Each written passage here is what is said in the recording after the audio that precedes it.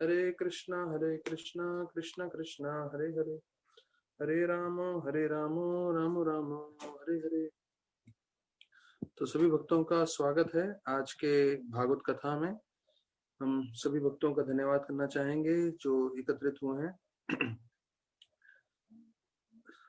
चैतन्य चरितामृत के आदि लीला में ये जो है 8वां अध्याय चल रहा है और 8वें अध्याय का 6वां श्लोक है। ये बहुत महत्वपूर्ण श्लोक है। ये बताता है भौतिक और आध्यात्मिक लोगों में कितना भेद है, उसके बारे में वर्णन करता है। यही सब न माने यही पंडित सकल, तसबर विद्या पाठ भेकर भेक कोलाहल।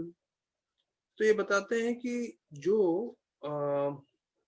चैतन्य महाप्रभु को नहीं मानता और भले वो पंडित ही क्यों ना हो, तो उनका जो जीवन है वो किसके समान है? जैसे कोई मेंढक आवाज करता है उसके समान है। भेका कोलाहल, भेका कोलाहल का मतलब है कि ये जो मेंढक है वो आवाज करता रहता है। तो प्रभुपाद बोलते हैं ये विशेष रूप से पंडित सकल मतलब जो बहुत बुद्धिमान लोग हैं इस भौतिक जगत के, स्पेशली जो स्कॉलर्स हैं, प्रोफेसर्स हैं, उनका वर्णन किया जा रहा है। तो हमें ये समझना है कि इस भौतिक जगत में एक तो पंडित हैं और इन पंडितों के लिए बताया गया है। प्रभुपाद लिखते हैं the croaking of the frogs in the raining season resounds very loudly in the forest. मतलब जब बरसात का समय होता है और बरसात के समय में जो है जब मेंढक जोर जोर से बोलते हैं तो वो जंगलों में स्पष्ट रूप से सुनाई देता है। तो उससे क्या होता है? प्रभुपाद बोलते हैं उसका असर ये होता है कि सर्प को समझ में आता है, सांप को, कि यहाँ पर जो है जो है अंधेरा है, लेकिन यहाँ पे मेंढक है और वो वहां पर आता है और उसको खा जाता है, निगल जाता है। तो बोलते हैं उसी प्रकार से इतने सारे यूनिवर्सिटीज में बड़े बड़े पंडित हैं, प्रोफेसर्स हैं, और वो लोग बहुत सारा बातें कर रहे हैं, पर बिना आध्यात्मिक ज्ञान की बातों का उनका जो है बात करना वो किसके समान है? एक मेंढक की आवाज करने के समान है, जो अंततः मृत्यु को ही उनकी तरफ आकर्षित करेगा और उनका अंत हो जाएगा बिना किसी फल के।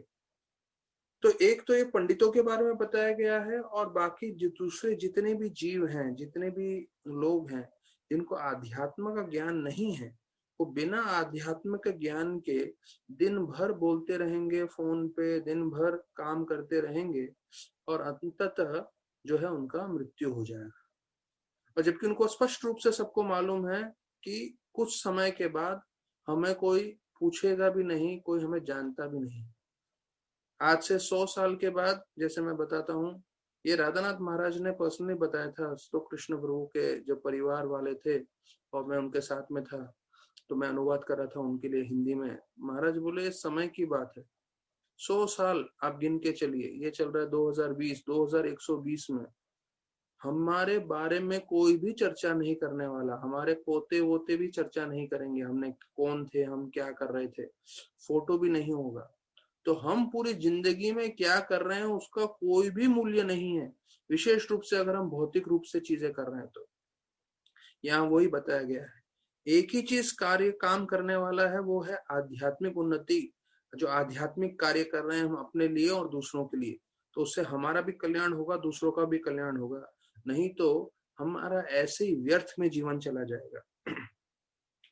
तो इसके बारे में जो है गीता में भी जो है 8वें अध्याय में भगवान जो को पुरुषोत्तम करके बताया गया है।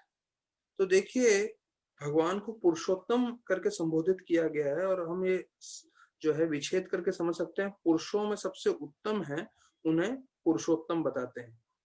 तो हम जिस भगवान की भक्ति कर रहे हैं, कृष्ण की भक्ति कर रहे हैं, वो सर्वोत्तम व्यक्ति हैं, भौतिक रूप से, आध्यात्मिक रूप से, और उनके संपर्क में रहने से हमारा भी संपूर्ण रूप से कल्याण होगा। तो बोलते हैं प्रभुपाद इसी अध्याय के तीसरे श्लोक में बोलते हैं 8.3 में कि भले ही कोई किसी व्यक्ति ने बहुत ही अच्छा कार्य किया हो, इस भौतिक जगत में रह के उसने बहुत दान पुण्य किया हो, उसने बहुत अच्छे अच्छे कार्य किए हो, मतलब बहुत पुण्य कमाए हो, तो उससे वो स्वर्ग जाएगा, स्वर्ग में हजारों साल तक भोग करेगा। और फिर इस 8.3 में बताते हैं कि जब उनका पुण्य पूरा खत्म हो जाएगा तो वो वहां से धरती पे आएंगे, किसके रूप में? बरसात के रूप में। वो जो आत्मा है जो स्वर्गलोक में भोग कर रहा था, वो एक जो बरसात के बूंदे होती हैं उसके रूप में धरती पे आएंगे। और फिर वही जो है आत्मा एक अनाज के रूप में, क्योंकि धरती में आएंगे, धरती पे अनाज उगेगा और वो अनाज में समाएगा वही आत्मा, और फिर मनुष्य उसको खाएगा, और फिर मनुष्य का शक्ति बन के वो एक माता के गर्भ में जाएगा, और फिर से उसको मनुष्य शरीर प्राप्त होगा, और फिर से वो जन्म मृत्यु के चक्कर में चलता रहेगा। तो प्रभुपाद बता रहे हैं कि अगर किसी ने बहुत पुण्य कमा के स्वर्गलोक भी प्राप्त कर लिया तो उसका भी कुछ खास जो है आध्यात्मिक रूप से फायदा नहीं है। फायदा तभी होगा जब कोई कृष्ण भक्ति करेगा और वो भगवत धाम जाने के लिए तैयार अपने आप को करेगा। तो हम जो ये कार्य कर रहे हैं, जो हम रोज भागवत श्रवण करने की कोशिश कर रहे हैं, तो हम अपने आप को तैयार कर रहे हैं जो है भगवत धाम जाने के लिए। तो अर्जुन का यही प्रश्न था कि कौन आपको प्राप्त हो सकता है। तो भगवान ने उसके जो है सवाल के जवाब में 8वें अध्याय के 5वें श्लोक में बताया कि अंत काले च माम एव स्मरण मुक्ता कलेवरम यह प्रायति समद्भावम याति नाति अत्र संशय। तो इसमें दो शब्द है, एव और संशय। एव मतलब सर्टनली, सर्टनली मतलब निश्चित रूप से, और संशय मतलब शंका नहीं करना है। तो अगर एक ही श्लोक में दो शब्द इस्तेमाल किए हैं और दोनों शब्द का मतलब तकरीबन वैसे ही है कि जीव को ये नहीं सोचना चाहिए कि मृत्यु के पश्चात मैं कहाँ जाऊंगा। देखिए कल हम भागवत में पढ़ रहे थे, कितने सारे श्लोकों में कपिल मुनि स्पष्ट रूप से वर्णन कर रहे हैं कि अगर आप भक्ति करेंगे तो आप भगवत धाम जाएंगे, आप भक्ति करेंगे तो भगवत धाम जाएंगे। और यहाँ पे बताया है कि अगर मेरा स्मरण करता है तो वो मेरे धाम पहुंचता है, इस पे संशय मत करो। और ये निश्चित रूप से होना है, इसलिए एव शब्द का भी प्रयोग आया है। तो प्रभुपाद लिखते हैं इसका अनुवाद में कि जो अपने जीवन के अंत में अपना शरीर त्यागता है मुझे स्मरण करते हुए, तो वो मेरे भगवत धाम को प्राप्त होता है, और इसके बारे में कोई शंका नहीं है।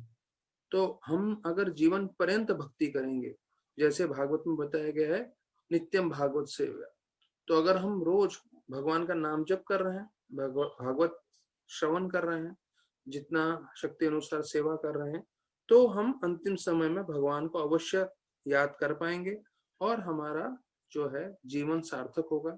नहीं तो हजारों लाखों जन्मों के लिए हमें तैयार रहना चाहिए।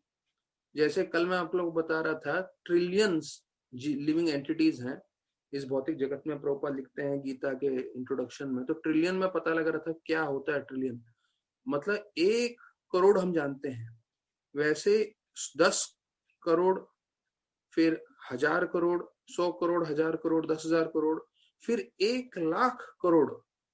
1,00,000 करोड़ होता है तो उसे बोलते हैं ट्रिलियन, ये उसका रूपांतर है। इतने सारे जीव हैं जिनका ट्रिलियंस, मतलब अब इसको भी और कितना है उसको और बढ़ाना होगा, ट्रिलियंस मतलब बहुत सारे ऐसे, 1,00,000 करोड़ जो है, इतने सारे जीव हैं इस भौतिक जगत में, और ये सिर्फ 1/4 है।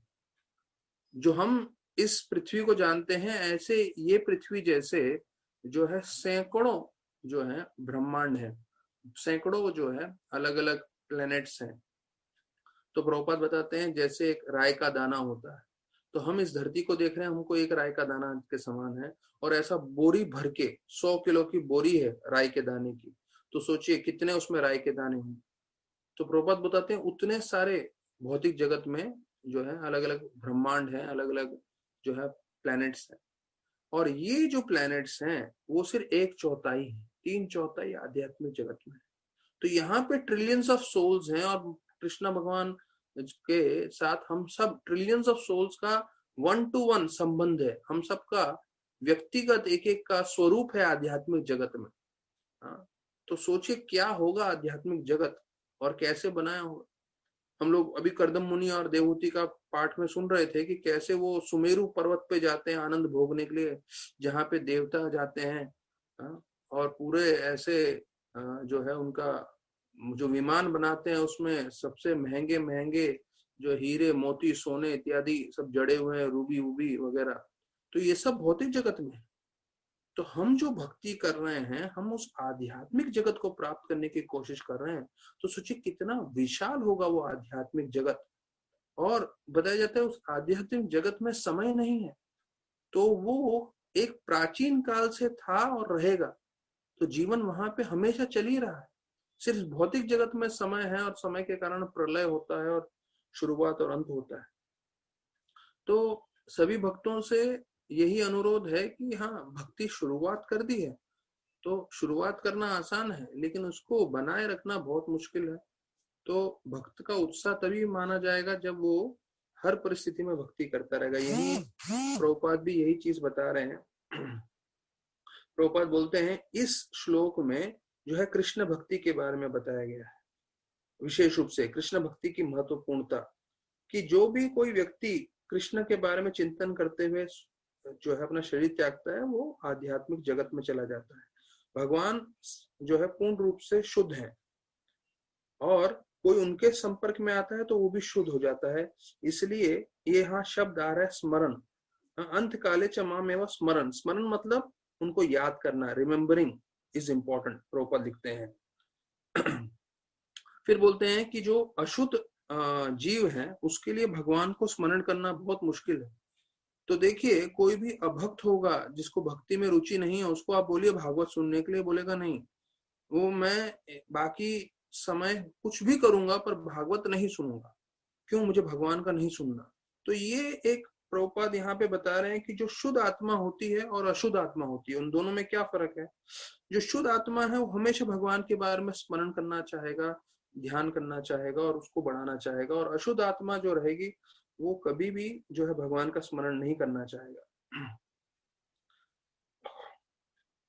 प्रभुपाद बताते हैं इसलिए हमें जो है हमेशा महामंत्र जप करना चाहिए अगर हमें भगवत धाम जाना है। तो प्रॉपर दो शब्दों का इस्तेमाल करते हैं, कॉन्स्टेंटली एंड इंसेशेंटली, मतलब लगातार, हमेशा।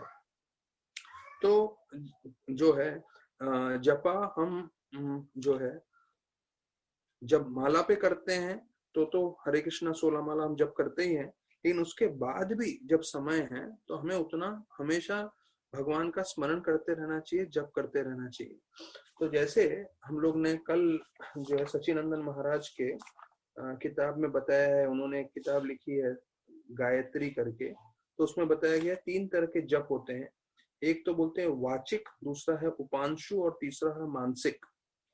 तो ये कहीं से उन्होंने देखा सुना है, तो उस शास्त्रों के हिसाब से वो बोल रहे हैं। अब ये जप के बारे में बोल रहे हैं, कीर्तन के बारे में। कीर्तन तो जैसे कलयुग में सबसे महत्वपूर्ण है, संकीर्तन वो तो सबसे उत्तम है ही, लेकिन उसके साथ साथ अगर कोई जप भी करता है तो वाचिक मतलब जो जोर से जप करते हैं, और उपांशु मतलब सिर्फ मुंह में हम लोग धीरे धीरे बोल रहे हैं, सिर्फ अपने लिए सुनने के लिए एकदम धीमी इसमें। और तीसरा है मानसिक। मानसिक मतलब सिर्फ मन में जप चल रहा है, तो वो हमें मानसिक करना नहीं है, मैं जस्ट आपको बता रहा हूँ। हमें वाचिक पे रहना है कि मतलब इतना जोर से बोले कि हम सुन सकें पूरा महामंत्र। लेकिन बताया जाता है, जैसे महाराज भी बोल रहे थे जर्नी होम में, कि जप करने की आपने सार्थकता तब प्राप्त की होगी कि माला पे जप करने के बाद भी आप हमेशा निरंतर जप कर रहे हो बिना माला के भी, तो आप हमेशा मन में भी जप कर रहे हो, मुख साफ से हमेशा चल रहा हो, ये सबसे सर्वोत्तम जपा को बताया जाता है। तो प्रभुपाद यहाँ लिख रहे हैं कि कॉन्स्टेंटली एंड इंसेशनली, मतलब हमें बिल्कुल बिना रुके हमेशा महामंत्र का हरे कृष्णा कृष्ण कृष्ण हरे हरे, हरे राम राम राम हरे हरे, हमें जप करना चाहिए। तो अभी आने वाले 26 तारीख को राधाष्टमी है, तो जैसे हम लोग एकादशी के दिन 5 बजे उठ के जपा करते हैं, तो मैं अनुरोध करता हूँ सभी भक्तों से कि वो जुड़े और जो है एकादशी के दिन ज्यादा से ज्यादा जप करने की कोशिश करें, क्योंकि एकादशी के दिन हमें ज्यादा कृपा प्राप्त होती है। उसी प्रकार से राधाष्टमी के दिन 26 तारीख को जो राधा रानी का आविर्भाव दिन है, तो उस दिन भी हम लोग जो है ज्यादा से ज्यादा माला करने की कोशिश करेंगे। तो उस दिन भी 5 बजे से जपा प्रारंभ हो जाएगा और 10 बजे तक चलता रहेगा, 10-11 बजे तक। तो सभी भक्तों से ये रिक्वेस्ट है कि थोड़ा तो कोशिश करें आगे बढ़ाने के लिए। जो 16 माला कर रहे हैं वो और 4-6 माला करें, 8-10 माला करें एक्स्ट्रा, तो जिससे राधा रानी की विशेष कृपा उनको प्राप्त हो। और उस दिन भी कथा भी होगा शाम को 6:30 बजे, राधानाथ स्वामी महाराज भी बोल रहे हैं कथा। तो यहाँ पे प्रभुपाद एक चीज बताते हैं कि हमें हमेशा जप करना चाहिए, और सबसे मुख्य चीज बताते हैं, एक गुण बताते हैं जो हमें आवश्यक है जीवन पर्यंत भक्ति करने के लिए, वो है हमें सहनशील बनना है। और किसके जैसा सहनशील बनना है? पेड़ के समान। प्रभुपाद लिख रहे हैं, चैतन्य महाप्रभु ने हमें सिखाया है कि हमें तरोर अपि सहिष्णुना, एक पेड़ के जैसा सहनशील होना है। क्योंकि जब कोई भी भक्त माला करता है हरे कृष्ण महामंत्र का जप, तो बहुत सारी विपत्तियां आती है, लेकिन ये सब विपत्तियों को हमें सहन करना है। इसलिए यहाँ बताया गया है कि हमें जो है पेड़ के समान सहनशील होना चाहिए। जब हम हर विपत्तियों को सहन करते हुए जप करेंगे, तो प्रभुपाद बता रहे हैं, तो हमारा जीवन सार्थक होगा और हम पूरी कृष्ण भक्ति का फायदा उठा सकते हैं। तो देखिए, ये बहुत महत्वपूर्ण है और हमें सहन करने की आदत डालनी चाहिए जो भी हमारे जीवन में आ रहा है विपत्तियां, और उसके साथ साथ हमें भक्ति करते रहना चाहिए, नाम जप करते रहना चाहिए। तो हमें ज्यादा विचलित नहीं होना है जब परिस्थितियां जो हैं आगे पीछे हों। तो यहाँ पे हम श्रीमद् भागवतम के 25वां अध्याय हमने समाप्त किया और आज हम 26वें अध्याय पे हैं, और आज 26वें अध्याय पे प्रारंभ करेंगे कथा। तो 25वें अध्याय पे हमने सुना कि कैसे तीव्रेन भक्ति योगेना जो है 44वें श्लोक में बताया गया है। तो देखिए, ये वापस से सुखदेव गोस्वामी जो है एक ही श्लोक का जो क्रमांक है तीव्रेन भक्ति योगेना, उन्होंने क्यों बताया है?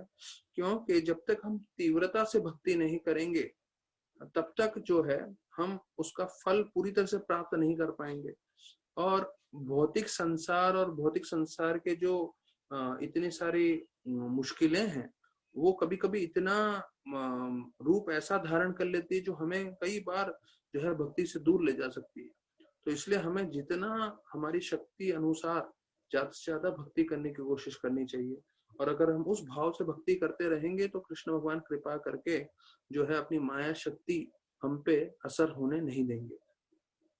तो अभी पहले और दूसरे श्लोक में बताया गया है कि ये जो सांख्य का ज्ञान देने वाले हैं, इस जो है अध्याय 26वां अध्याय है, जिसमें ये भौतिक प्रकृति का वर्णन किया गया है पूरे विस्तार पूर्वक। तो थोड़ा टेक्निकल है ये, इसलिए मैंने आज स्टार्टिंग में भी थोड़ा गीता बता दी आप लोगों को। तो अभी हम थोड़े श्लोक करेंगे और फिर कितना तक जा सकते हैं देखेंगे। ये पूरा अध्याय जो है 70 के ऊपर इसमें श्लोक है, पर थोड़ा टेक्निकल है ये। जैसे हम लोग ने सेकंड कैंटो में देखा था या पहले के थर्ड कैंटो में कई कई भाग में जहाँ क्रिएशन का वर्णन है, तो वैसे ही ये अध्याय भी वैसा है, पर कोशिश करते हैं हम जितना उसको सरल कर सकें। तो पहले 2 श्लोक में बताया गया है ये इसके बारे में ज्ञान सुनने से क्या फायदा होगा। तो जो प्रकृति के 3 गुण हैं, रजोगुण, सत्वगुण, तमोगुण, उससे हम जो है मुक्त हो जाएंगे। तो उसका वर्णन किया गया है, विमुच्यते प्रकृतेर गुणे। तो ये पहले और दूसरे श्लोक में है। पुरुषा प्रकृतेर गुणे, प्रकृति गुण है मतलब ये जो प्रकृति के 3 गुण हैं उससे हम मुक्त हो सकते हैं अगर हम ये हरि कथा सुन रहे हैं तो। फिर आत्म दर्शनम, ये दूसरा फायदा है। दूसरा फायदा बता रहे हैं कि हम पूरी तरह से हमें साक्षात्कार प्राप्त हो जाएगा, ये दूसरा फल है। तीसरा ये जो है हृदय ग्रंथि विधनम, भेदनम, भेदनम मतलब भेदना।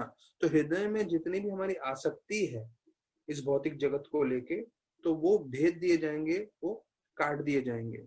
तो हमारी आसक्ति कट जाएगी, हमें साक्षात्कार मिल जाएगा और हमें जो है तीनों गुणों से हम प्रभावित नहीं होंगे। तो हमें भले ही समझ में आए ना आए, भले हमें कंठस्थ हो न हो, हमें याद रहे ना रहे, पर हरि कथा इतनी शक्तिशाली है कि ये सब असर हमारे जीवन में अवश्य होगा। तो प्रभुपाद लिखते हैं कि ये जो ज्ञान है विशेष रूप से ऐसे लोगों के लिए है जो इस भौतिक जगत में बद्ध अवस्था में हैं और फंसे हुए हैं, और ये जो श्रवण करेंगे तो उससे उनका कल्याण होगा। अभी तीसरे श्लोक में जो है भगवान का गुणगान करते हुए जो है इसमें 7 भगवान के गुणों का वर्णन किया गया है, तो हम साथ में बोल सकते हैं। अनादिरात्मा पुरुषो निर्गुण प्रकृते पर प्रत्यक धाम स्वयं ज्योतिर्विश्वमेन समन्विताम। तो इसमें जो है भगवान के 7 गुणों का वर्णन किया गया। अनादिर मतलब उनका कोई जो है प्रारंभ नहीं है। दूसरा आत्मा मतलब वो परमात्मा है। तीसरा निर्गुणा, उनमें कोई भौतिक गुण नहीं है। चौथा प्रकृते परा, प्रकृते पर मतलब इस प्रकृति से परे हैं भगवान। पांचवा प्रत्यक धाम, वो सब जगह व्याप्त है। स्वयं ज्योतिर, वो सर्व स्वयं प्रकाशित है। छठा और सातवां विश्वमेन समन्वितम, by him the entire creation is manifested, मतलब उनके द्वारा पूरा ये सृष्टि का निर्माण हुआ है। तो ये जो है 7 लक्षण जो है भगवान के बताए गए हैं कि कैसे भगवान इतने महान हैं और कैसे भौतिक प्रकृति के परे हैं, और उनका कोई शुरुआत नहीं है, उनका कोई जन्म नहीं हुआ है। तो इसमें प्रभुपाद बताते हैं इसके तात्पर्य में तीसरे श्लोक में, हम अगर हर एक व्यक्ति को देखें तो हम ये पता लगा सकते हैं कि किसी न किसी का जो है पैदाइशी हुआ है। लेकिन अगर हम ऐसे व्यक्ति के पास पता लगाएं जिसका पैदाइशी का कोई तारीख नहीं है, तो वो कौन है? स्वयं पूर्ण पुरुषोत्तम भगवान। तो यही चीज ब्रह्म संहिता में बताया गया, ईश्वर परम कृष्ण, कि वो जो है उनका कोई, वो अनादि है, उनका कोई शुरुआत नहीं है। And he is beginning for everyone, कि उनके द्वारा जो है बाकी सब चीज निर्माण हुआ है। भले ही भौतिक जगत बोले, आध्यात्मिक जगत बोले, जितने भी जीव हैं वो बोले, प्रकृति बोले, तो वो सबके स्तोत्र हैं, ऐसे करके बताया गया है। तो आत्मा की परिभाषा क्या है? प्रभुपाद एक शब्द में बोलते हैं, आत्मा की परिभाषा है चेतना, कॉन्शियसनेस। तो भौतिक जगत में जो है वो सब लोग चेतना मानते हैं, स्वीकार करते हैं कि हाँ कॉन्शियसनेस है, यहाँ तक कि डॉक्टर्स, साइंटिस्ट, लेकिन वो ये नहीं बता सकते इस चेतना का स्तोत्र क्या है। तो यहाँ पे भागवत में बताया गया है कि जो हमारी चेतना है उसका स्तोत्र है स्वयं सी जो है वो है आत्मा, और आत्मा के स्तोत्र है भगवान श्री कृष्ण। तो यहाँ बता रहे हैं कि आत्मा और परमात्मा में क्या फर्क है। जैसे एक छोटा सा बल्ब और एक सूर्य देव, तो कहते हैं एक छोटा सा बल्ब एक कमरे को प्रकाशित कर सकता है, पर सूर्य जो है पूरे के पूरे सृष्टि को प्रकाशित कर सकता है। तो कहते हैं उसी प्रकार से भगवान और जीव में ये अंतर है कि जीव जो है वो सिर्फ अपने शरीर के बारे में जानता है, उसके बारे में उसको चेतना है, पर परमात्मा के रूप में, भगवान के रूप में उनको पूरे सृष्टि के बारे में पूरा ज्ञान है। भौतिकवादी क्या कहते हैं कि आत्मा नहीं है, भगवान नहीं है। हाँ, और वो बोलते हैं ये जो चेतना है वो कैसे आती है? प्रकृति के मिश्रण से। तो देखिए अगर हम ये बात मान लें कि ठीक है आत्मा जो चेतना है वो प्रकृति के मिश्रण से आती है, मतलब भौतिक चीजों के मिश्रण से आती है, तो प्रभुपाद ये चीज स्पष्ट बोलते थे, ठीक है तो आप जो है किसी मृत व्यक्ति को जीवित करके बताओ। अगर आपका ये कहना है कि चेतना या कॉन्शियसनेस आपको भौतिक चीजों से बन सकती है, तो बना के दिखाइए। हजारों सालों से जो है वैज्ञानिक कोशिश कर रहे हैं, पर कभी उनके लिए संभव हुआ ही नहीं है, क्योंकि चेतना सिर्फ आत्मा से आती है। तो ये एक स्पष्ट जो है सबूत है इस बात का कि हम सब आत्मा हैं, और आत्मा होने के कारण हम जीवित हैं। और एक बार शरीर मर जाता है तो कितना ही वैज्ञानिक और कितना ही केमिकल डाल दें, कितना ही कुछ भी कर दें, वो वापस से जीवित नहीं हो सकता, क्योंकि वो आत्मा के कारण चेतना है, आत्मा के कारण हम जीवित हैं। और वैज्ञानिक बातें कुछ भी कर लें, पर वो कभी भी जो है चेतना नहीं बना सकते, क्योंकि चेतना आत्मा से आता है। तो जैसे बताया जाता है, अगर हम भक्ति में नहीं लगते हैं, तो एक प्रवचन में बता रहे थे कि हम भक्ति में नहीं लगते हैं तो कैसे जो है हम हर पल पल जो है चिंताग्रस्त रहते हैं। तो बोलते हैं चिता और चिंता में सिर्फ एक बिंदु का फर्क है, चिता और चिंता में। और चिता जीवन में एक ही बार जलाता है शरीर को, और चिंता जो है हर पल जलाता है, जीवन पर्यंत हमें जलाता रहेगा। तो अभी हमें देखना है कि चिंता से कैसे बचना है। तो उसके लिए चिंतन करना आवश्यक है, वो है भगवान का हरिनाम लेना। तो जब हम चिंतन कर रहे हैं तो हम चिंता से बचे रहेंगे, और जब हमारा अंतिम समय भी आएगा चिता का, तो वहां से हम जो है भगवत धाम प्राप्त करेंगे। इसलिए ये चिंतन, भले ही हमारे नाम का चिंतन कर रहे हैं, भले ही हम भागवत का चिंतन कर रहे हैं, वो बहुत आवश्यक है। और यहाँ पे देखिए, जब मैंने ये अंडरलाइन किया तो मैंने मतलब आप लोगों के साथ मैं चर्चा कर रहा हूँ वो एक चीज है, पर खुद मुझे कितना इस बात पे विश्वास हो गया कि वैज्ञानिक कभी भी जो है आत्मा नहीं बना सकते, वो मृत शरीर को जो है जीवित नहीं कर सकते। तो वैज्ञानिक भले ही सब कुछ अपना कर रहे हैं इस भौतिक जगत में, वो करने दो उनको, पर जहां तक आत्मा की बात है वो भगवान से संबंधित है। वो कृष्ण भगवान के हम जैसे बताते हैं वो दास हैं, और वो सेवा करेंगे तभी वो जो है संतुष्ट रहने वाले। तो भगवान को यहाँ पे स्वयं ज्योति बताया गया है। स्वयं ज्योति मतलब वो स्वयं प्रकाशित रहते हैं। जैसे आध्यात्मिक जगत में बताया गया है कि कोई प्रकाश की जरूरत नहीं है, वहां सूर्य नहीं है, चंद्र नहीं है, बिजली नहीं है, क्योंकि वहां पे सर्व जो सभी चीजें हैं वो अपने आप ही प्रकाशित हैं। हाँ, तो वो ऐसे बताया गया है। तो जैसे बोलते हैं प्रभुपाद इसमें कि सूर्य से जो है चंद्रमा को रोशनी मिलती है। अभी इसी तीसरे श्लोक में बता रहे हैं प्रभुपाद, सूर्य से चंद्रमा को रोशनी मिलती है, लेकिन सूर्य को रोशनी कहाँ से मिल रही है? वो ब्रह्म ज्योति से रोशनी मिल रही है। और यही चीज जो है ब्रह्म संहिता में वर्णन किया गया है। ब्रह्म ज्योति मतलब भगवान का आध्यात्मिक प्रकाश। तो यस्या प्रभा प्रभवत जगनंड कोटि, तो ऐसे ब्रह्म संहिता में बताया गया है कि ये जो प्रकाश है वो भगवान के आध्यात्मिक प्रकाश का अंग है, जो सूरज को रोशनी देता है। तो प्रभुपाद बताते हैं कि हम भौतिक जगत में देखते हैं कि सूरज एक जगह पे है, लेकिन वो करोड़ों करोड़ों मील, लाखों लाखों मील दूर तक अपनी रोशनी फैलाता है। तो जब एक सूरज एक जगह पे रह के लाखों लाखों मील तक जो है अपनी रोशनी दे सकता है, तो उसी प्रकार से भगवान भी वैकुंठ में रह के, वृंदावन में रह के अपनी शक्ति के द्वारा इस भौतिक जगत में प्रकाश दे सकते हैं सूर्य के द्वारा। तो ये भगवान की महानता है। फिर चौथे श्लोक में बताया गया है कि पुरुष अर्थात भगवान कैसे इस प्रकृति के साथ जो है वो लीला करते हैं, आदान प्रदान करते हैं, और जिससे ये तीन गुणों का निर्माण होता है जो भगवान से संबंधित है। तो यहाँ प्रभुपाद एक उदाहरण दे रहे हैं कि एक बादल का, तो जब एक बादल आता है आसमान में तो उसको दो तरीके हैं देखने के, एक सूर्य की तरफ से और एक धरती की तरफ से। तो धरती में खड़ा एक व्यक्ति एक बादल होने के कारण सूरज को नहीं देख पाएगा, लेकिन अगर सूरज की तरफ से देखें तो सूरज ने ऐसे हजारों बादल बनाए हैं जो पूरे पृथ्वी भर पे हैं, लेकिन सूरज जो है बादल को नहीं छुपा सकता। लेकिन पृथ्वी पे रहने वाला एक व्यक्ति जब ऊपर देखता है तो बादल होने के कारण सूरज नहीं देख पाता।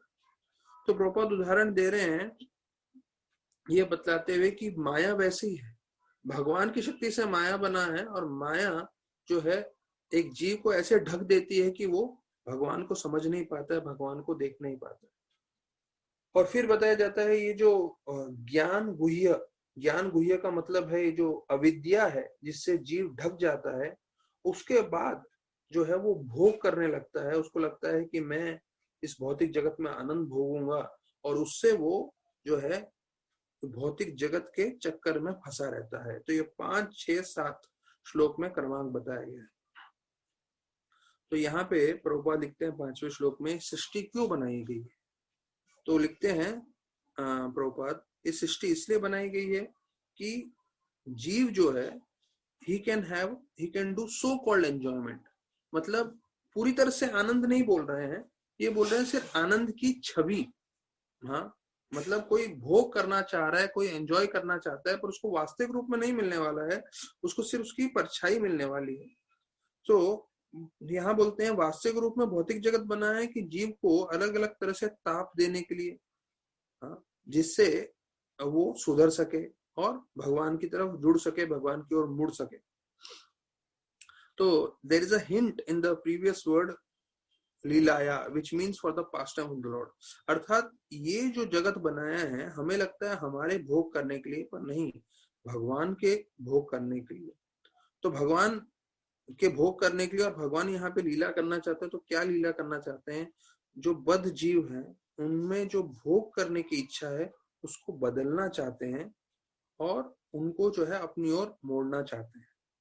तो गीता में स्पष्ट बताया है कि सिर्फ एक ही भोक्ता है इस दुनिया में, वो है भगवान कृष्ण। हाँ, तो हम सब प्रकृति हैं और वो अकेले पुरुष है। तो फिर प्रभुपाद बोलते हैं कि वास्तव इसका उदाहरण समझना हो, इस भौतिक जगत को क्यों बनाया है, तो प्रभुपाद बोलते हैं गवर्नमेंट को ये पुलिस डिपार्टमेंट बनाने की जरूरत नहीं है, लेकिन उनको मालूम है ऐसे कोई नागरिक रहेंगे जो गलत कार्य करेंगे, वो मतलब नियम तोड़ेंगे। तो वास्तविक रूप में देखा जाए तो पुलिस की आवश्यकता नहीं है, लेकिन आवश्यकता है भी। तो क्यों? क्योंकि ऐसे लोग रहेंगे जो नियम तोड़ने वाले हैं, तो उनके लिए पुलिस चाहिए। तो उसी प्रकार से बोलते हैं वैसे तो भौतिक जगत की आवश्यकता नहीं है, लेकिन कई जीव हैं जो नित्यबद्ध हैं। नित्यबद्ध मतलब उनको भोगी करना है, तो इसलिए उनको यहाँ भेज दिया जाता है।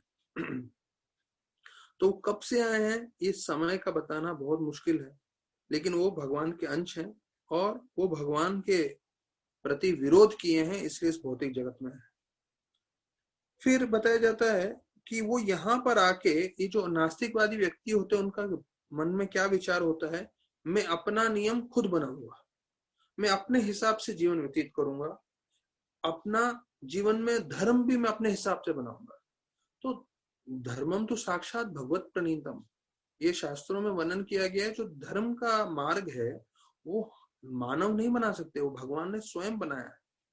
और जहां तक नियम की बात है, हर व्यक्ति सोचता है कि मैं अपने हिसाब से नियम बनाऊंगा। और कई बार कई लोग बोलते हैं मैं उनका क्यों सुनूं, ये कौन होते हैं मुझे बोलने वाले। वो अहंकार वर्ष उनको लगता है कि मैं खुद अपने हिसाब से जीवन व्यतीत करूंगा और मैं अपना कार्य करूंगा। अब देखिए, हम सब जितने भी लोग हैं, सब लोग ने ग्रेजुएशन किया है, पढ़ाई किया है। अगर मैं ये धारणा लगा के बैठूं कि मैं क्यों कॉलेज जाऊं, ये कॉलेज वाले कौन होते हैं मुझे बताने के लिए, तो मुझे कभी जो है डिग्री प्राप्त नहीं होगा। अगर मैं करस्पॉन्डेंस भी करना चाहूं तो मुझे उसी कॉलेज के साथ कनेक्ट होना ही पड़ेगा। तो जब एक भौतिक कॉमन डिग्री के लिए हमें एक यूनिवर्सिटी में जाना है, एक अथॉरिटी को एक्सेप्ट करना है, हम अपना मन का नहीं कर सकते। तो जो है भक्ति के बारे में, जो जीवन का असली तत्व है, उसके बारे में हम अपने मन घड़त चीज मानेंगे, थोड़ी संभव होने वाला है। तो ऐसे जो है नास्तिकवादी लोगों का जो है विचार होता है। तो मैं आप लोगों को अभी 1975 में लेके जा रहा हूँ, आज से जो है 45 इयर्स बैक, जब जू इस्कॉन नहीं बना था। और तब जो है मैं बीच में आप लोग को थोड़ा दूसरी चीज बता रहा हूँ कि कैसे जब जू इस्कॉन के लिए चिट्ठी लिखी गई थी कि उनको हमें मंदिर बनाना था, तो उसका रिक्वेस्ट डाला था, तो उसके लिए जो है रिजेक्ट हो गया था उधर के कमिश्नर के द्वारा। और उन्होंने दो कारण बताए थे 6 मई 1974 को, कि दो कारण क्या है जिसके कारण हम रिजेक्ट कर रहे हैं कि आप यहाँ मंदिर नहीं बना सकते। तो उन्होंने बोला था, एक यहाँ पे ट्रैफिक जाम होगा, और दूसरा ये जो भजन है वो सबको तकलीफ देने वाला है। तो उसके जवाब में ये मई 20 1975 को गोपाल कृष्ण महाराज ने चिट्ठी लिखी थी। और जो है उन्होंने बताया था कि उस समय मिस्टर नायर करके थे जो लैंड ओन करके बैठे थे। तो उनका ये था कि ये वापस से जमीन खा लें और पैसा खा लें और भक्तों को भगा दें। तो उनके साथ जो ये पॉलिटिशियन थे मैत्रेय, तो वो भी मिले थे। और मैत्रेय के कारण जो डिमोलिशन हुआ था, तो आपको मालूम है फिर जो है मंदिर तोड़ने आए थे वहां पे, तब बाल ठाकरे जी स्वयं आए थे और उन्होंने बोला था नहीं नहीं मंदिर नहीं टूटेगा। तो ये सब मैत्रेय के कारण हुआ था, और ये मैत्रेय जो थे ये नायर के बड़े मित्र थे। तो उस समय उन्होंने ऐसा बताया था कि ट्रैफिक जाम हो जाएगा और भजन करने से सब लोगों को जो है मुश्किल होगा। तो उसके जवाब में गोपाल कृष्ण महाराज ने लिखा था कि कैसे 1972 में, मैं आपको बता दूं, प्रभुपाद ने जीबीसी बनाया था गोपाल कृष्ण महाराज को ऑल ओवर इंडिया के लिए। तो देखिए उस समय उनका कितना तेज थे वो। उन्होंने बोला कि ये उनका सब लेटर्स हैं, तो ये लेटर्स का करस्पॉन्डेंस में है। तो उन्होंने इसका जवाब देते हुए बोला कि उधर बाजू में सिनेमा हॉल है जू में, तो सिनेमा हॉल में ट्रैफिक जैम नहीं हो रहा है, हमारा मंदिर आएगा तो ट्रैफिक जैम हो जाएगा। और सीधा उन्होंने, प्रभुपाद ने इसके बारे में जवाब देते हुए बोला कि जो बोलता है भजन लोगों को परेशान करेगा तो ऐसे व्यक्ति मूढ़ा है। एक उन्होंने जो है चीफ मिनिस्टर को लेटर लिखा था। तो चीफ मिनिस्टर को लेटर लिखते हुए बोल रहे हैं कि कोई ऐसा व्यक्ति बोलता है कि भजन करने से लोग तकलीफ में आएंगे, तो ऐसे व्यक्ति सबसे बड़े मूर्ख हैं, क्योंकि भजन तो जो है भगवान का एक पार्षद अंग है और हमें उसका भाग लेना चाहिए। तो उसमें ये भी लिखा था कि ये तो शायद ये लोग जो इस्कॉन वाले हैं CIA एजेंट है। तो बोलते हैं CIA एजेंट, मतलब CIA एजेंट बोले तो कैसे है, जैसे इंडिया में CID लोग होते हैं, CID मतलब जो कॉन्फिडेंशियल जो कार्य करते हैं वो है। तो वैसे ही क्योंकि विदेशी भक्त लोग थे तो उनको CIA एजेंट बोलते थे। तो 29, तो उन्होंने चिट्ठी में ये भी लिखा है 29 नवंबर में लोकसभा में ये, और ये 1972 की बात है, लोकसभा में ये CIA एजेंट है कि नहीं इस्कॉन वाले। तो राजदेव सिंह ने ये प्रश्न उठाया था मिनिस्ट्री में, लोकसभा में, और उसका कोड भी दिया है 2382। तो ये कोड पे ये रजिस्टर किया गया है कि इस्कॉन वाले CIA एजेंट के साथ मिले हुए हैं कि नहीं। तो उसके जवाब में, और उसमें उनका था 2 चीज कि ये CIA एजेंट्स के साथ जुड़े हुए हैं और ये अब पैसा भेज रहे हैं क्या विदेश में, तो उनका पैसे के साथ लेन देन है क्या विदेश में। तो ये 2 चीज का प्रश्न उठाया था राजदेव सिंह ने लोकसभा में। तो उस समय FH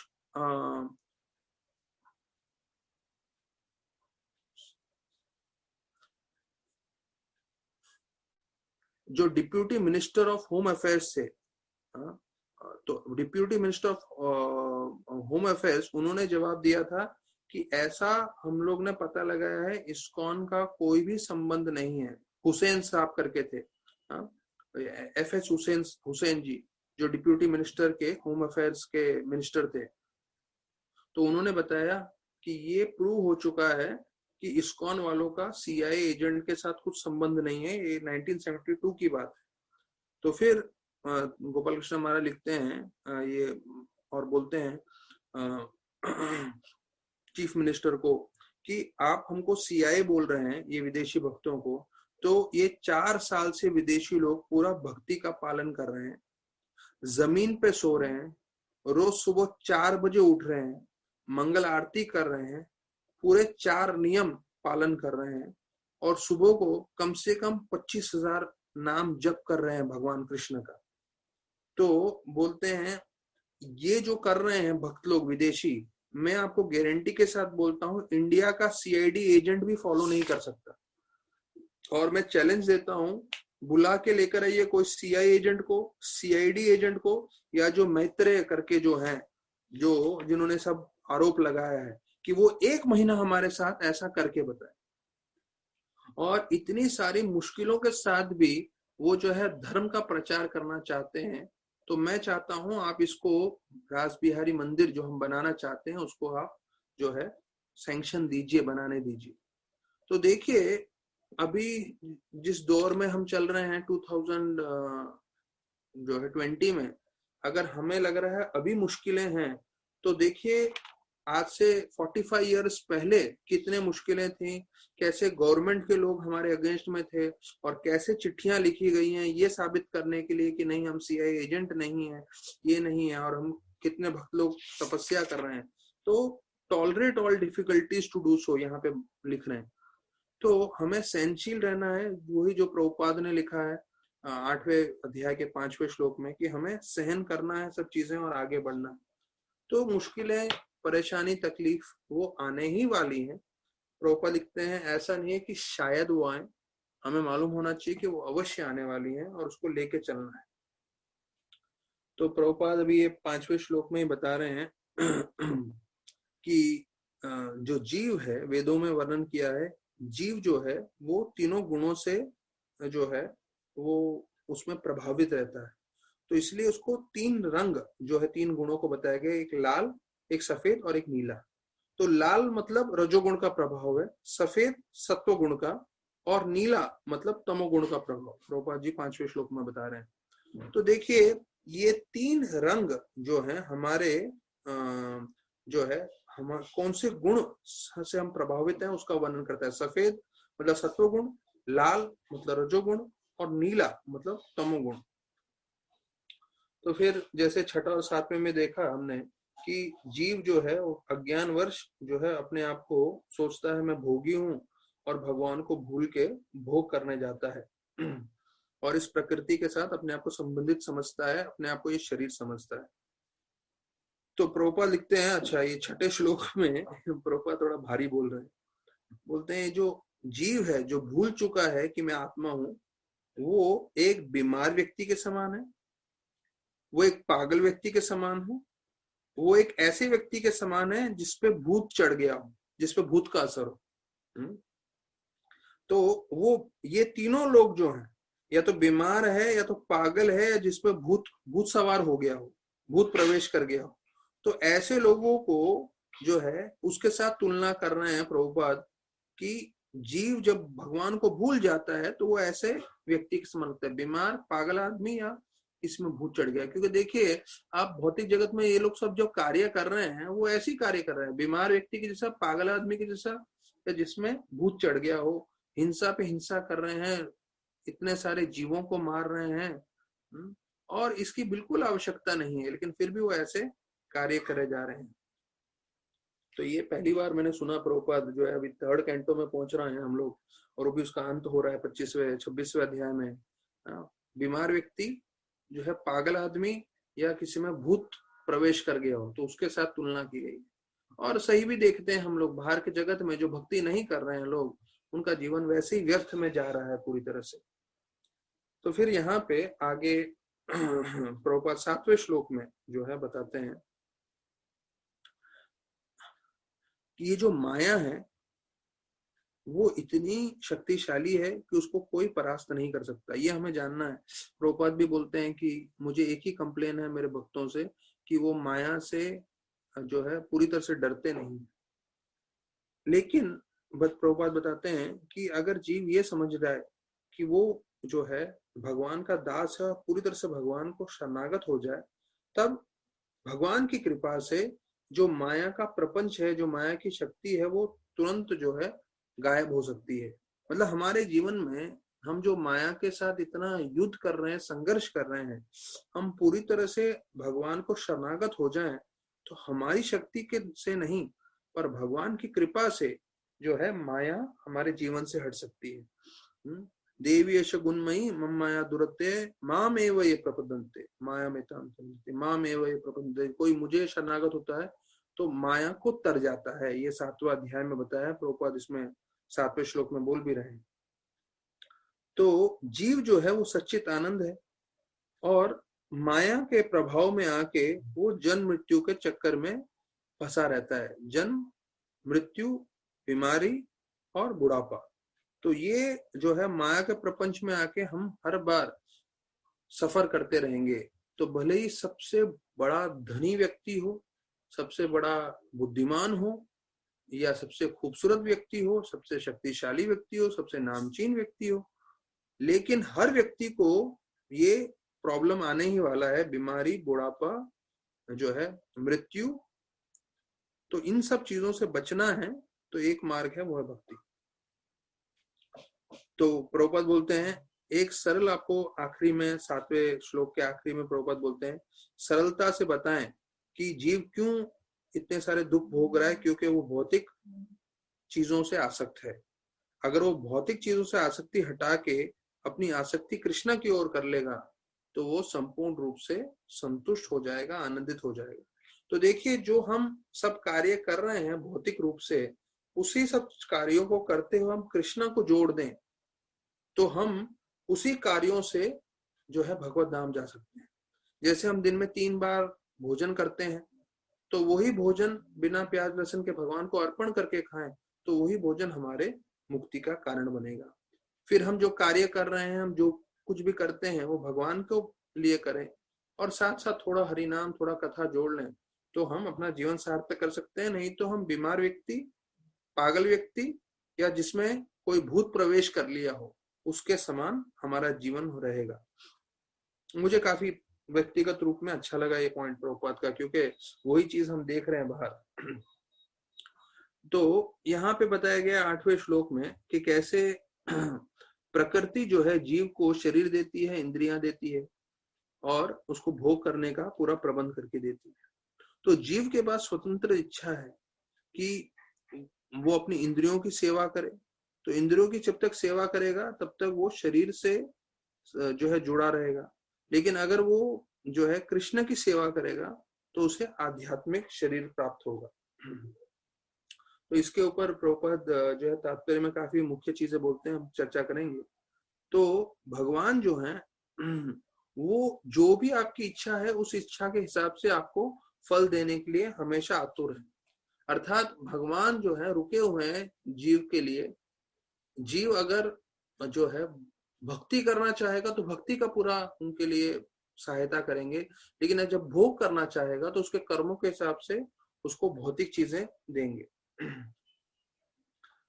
तो प्रभुपाद बताते हैं कि जीव के पास जो है ज्यादा स्वतंत्रता नहीं है, क्योंकि उसको एक शरीर जो मिला है उसके कर्मों के कारण ही मिला है।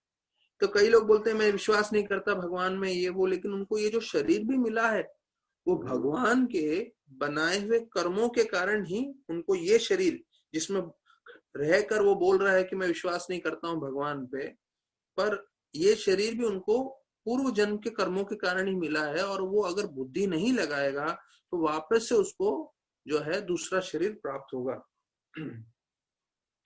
तो बोलते हैं जीव अपने ही उसके कार्यों के कारण वो दुख भोगता रहता है, और वो ही अगर जो है आध्यात्मिक जीवन से जुड़ जाए तो आनंद की प्राप्ति कर सकता है। तो हम सब अपने दुख के या अपने आनंद के जो है कॉज है या कारण है। तो यहाँ बोलते हैं कि अगर वो कृष्ण भक्ति करना चाहता है तो कृष्ण भगवान जो है उनको अपनी अंतरंग शक्ति से आध्यात्मिक शरीर प्राप्त करा देंगे अगले जीवन में। लेकिन अगर उसको इंद्र भोग करना है तो भगवान बोलेंगे ठीक है, तो मैं आपको अपनी प्रकृति, भौतिक प्रकृति से दूसरा भौतिक शरीर प्राप्त दे देता हूँ। तो देखिए, हमारी इच्छा के ऊपर है। हम भगवान की सेवा करना चाहते हैं, भगवान हमें गोलोक लेके जाएंगे और बोलेंगे चलो मेरी वहां सेवा करो। अगर हम भोग करना चाहेंगे तो भगवान बोलेंगे ठीक है, मैं आपको इस प्रकृति में दूसरा शरीर देता हूं, आपके कर्मों के हिसाब से यहाँ पे भोग करिए। तो बोलते हैं हमारे पास स्वतंत्र इच्छा है, हमें क्या चाहिए, आध्यात्मिक शरीर की भौतिक शरीर। लेकिन एक बार आपने वो शरीर स्वीकार कर लिया तो उसके बाद उस शरीर के साथ जितने भी तकलीफें आती हैं वो आपको स्वीकार करनी पड़ेगी। प्रभुपाद स्पष्ट कर रहे हैं, once the body is accepted he has to enjoy और सफर द कॉन्सिक्वेंसेस। तो आपके हम पे है, हमें क्या चाहिए अगले जन्म में, आध्यात्मिक शरीर की भौतिक शरीर। अगर हम भौतिक इच्छाएं बनाते रहेंगे और उसके ऊपर ही भोग करते रहेंगे तो अगला शरीर भी भौतिक मिलेगा। लेकिन अगर हम आध्यात्मिक रूप से कार्य करेंगे तो निश्चित रूप से हमें आध्यात्मिक शरीर मिलेगा। तो लीला का मतलब प्रभुपाद बताते हैं कि वो इंद्र भोग के लिए, भगवान के इंद्र भोग के लिए होता है। तो हम लोग लीला नहीं करते हैं, सिर्फ भगवान लीला करते हैं जो आनंद भोगने के लिए है। लीला का शब्द का ये मतलब है, पास टाइम का, प्रभुपाद बताते हैं। तो ये 8वां श्लोक हुआ। अभी 9वें श्लोक में जो है प्रकृति और पुरुष के गुणों के बारे में पूरा वर्णन किया गया है। तो प्रकृति, या जिसे हम भौतिक जगत भी बोलते हैं, वो भगवान से जुड़े हुए हैं। जैसे वो प्रकृति जो है भगवान से भी जुड़े हैं और जीव से भी जुड़े हैं। जैसे प्रभुपाद उदाहरण देते हैं, एक जो स्त्री होती है वो पति से भी जुड़ी रहती है, बच्चों से भी जुड़ी रहती है। बच्चों से कैसे जुड़ती है, उनके जो है माता बन के, और पति से कैसे जुड़ती है, अपनी बीवी बन के। तो बोलते हैं वैसे ये प्रकृति हमारे लिए माता के समान है, लेकिन भगवान के लिए वो भार्या के समान है। क्यों? क्योंकि भगवान गीता में स्वयं बोलते हैं कि मैं जो है दृष्टिपात करके जीवों को इस भौतिक जगत में डालता हूं। अर्थात भगवान पिता के समान है, और पिता जैसे स्तोत्र बनता है नवजात शिशु के पैदा होने के, तो वैसे भगवान जो है दृष्टिपात करके हम सब जीवों को जो है इस भौतिक जगत में भेजते हैं। तो अभी हम तीसरे स्कंद भागवतम में हैं, पर मैं ऐसे एक प्रवचन सुन रहा था, तो उसमें बता रहे थे कि पहले स्कंद हमने जो भागवतम पढ़ लिया है, और उसमें 9वां अध्याय भीष्म देव का, वो भी हमने पढ़ लिया है, पर उसमें 27वां श्लोक में देख रहा था 1.9.27, उसमें इतनी सारी चीजें बताई हैं कि हमें अगर हमारे अनर्थों से मुक्त होना है तो हमें क्या करना चाहिए। तो ये हमारे लिए बहुत जरूरी है, क्योंकि शायद हम पढ़ते जा रहे हैं, इतने स्पीड में बोलते जा रहे हैं, पर मैं खुद जो है इतना बोलने के बाद ध्यान नहीं करता हूँ, और मेरे से भी कई बार चूकियां होती हैं, गलतियां होती है। यहाँ पे बताया गया है अगर हमें क्रोध से मुक्त होना है, ये बहुत महत्वपूर्ण है, जो लिख रहे हैं वो लोग लिख सकते हैं। अगर हमें क्रोध से मुक्त होना है तो हमें क्षमा करना चाहिए। अगर कोई गलती कर रहा है तो हमें उसे दंडित नहीं करना चाहिए, उसे क्षमा करना चाहिए, तो हम क्रोध से मुक्त हो जाएंगे। अगर हम गलत इच्छाओं से मुक्त होना चाहिए चाहते हैं तो हमें प्लानिंग नहीं करना चाहिए, योजना नहीं बनानी चाहिए।